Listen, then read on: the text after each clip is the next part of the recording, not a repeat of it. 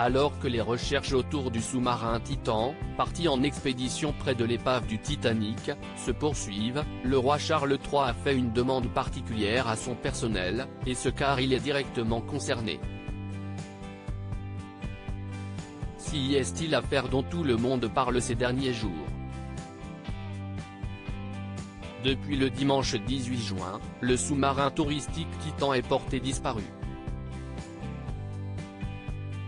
Ce dernier avait plongé dans les eaux depuis environ 1h30 pour une excursion scientifique hors du commun aux abords de l'épave du Titanic.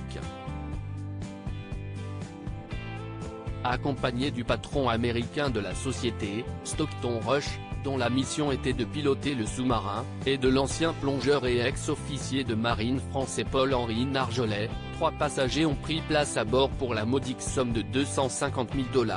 Le richissime homme d'affaires britannique, Amy Harding, 58 ans, qui avait annoncé sur Instagram sa participation, le magnat pakistanais Shahzada Dawood, 48 ans, et Sulman, 19 ans, le fils de ce dernier.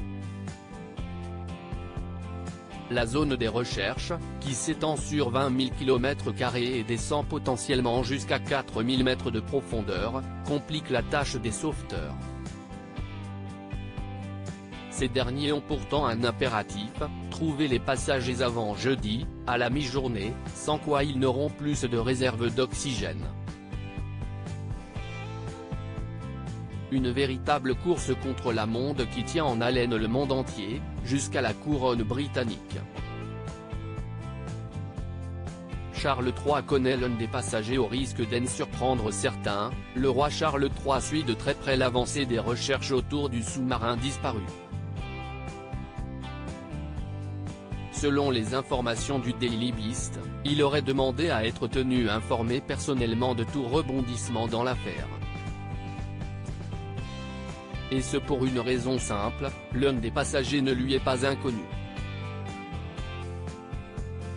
Il s'agit de Shahzada Dawood, le magnat pakistanais de nationalité britannique, qui soutient financièrement le Prince Trust International et le British Aegean Trust, 2 organismes fondés par le monarque en 1976 et 2007, et ce depuis des années.